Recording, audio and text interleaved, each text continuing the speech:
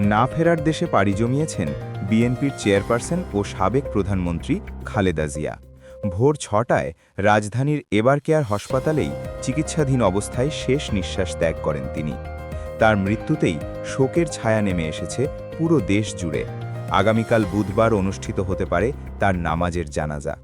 এই জানাজা রাজধানীর মানিক মিয়া এভিনিউতে হতে পারে বলে জানিয়েছেন বিএনপির স্থায়ী কমিটির সদস্য সালাউদ্দিন আহমেদ। এছাড়া জানাজার শেষে সংসদ ভবন এলাকার পাশেই অবস্থিত জিয়া উদ্যানে তার স্বামী ও দেশের প্রয়াত রাষ্ট্রপতি জিয়াউর রহমানের কবরের পাশেই খালেদা জিয়াকে দাফন করা হতে পারে বলে জানিয়েছেন তিনি। মঙ্গলবার ব্রিটিশ ভিত্তিক সংবাদ মাধ্যম বিবিসি বাংলাকে এ তথ্য জানান বিএনপির স্থায়ী কমিটির এই সদস্য। বিএনপির চেয়ারপারসনের মৃত্যুর ঘোষণার সময় তার পাশে ছিলেন ছেলে তারেক রহমান, তার স্ত্রী ডাক্তার জুবাইদুর রহমান, মেয়ে জাইমা রহমান সহ পরিবারের সদস্য ও বিএনপির মহাসচিব মির্জা ফখরুল ইসলাম আলমগীর।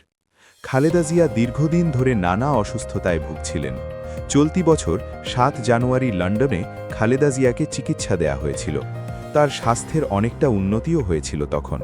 তবে নানা রোগে জটিলতা ও শরীর মনের ধকল সহ্য করে তিনি দুর্বল হয়ে পড়েছিলেন। সবশেষ গত ২৩ নভেম্বর তাকে রাজধানীর এবার কেয়ার হাসপাতালে ভর্তি করা হয়েছিল। ১ মাসের কিছু বেশি সময় তিনি সেখানেই চিকিৎসাধীন ছিলেন।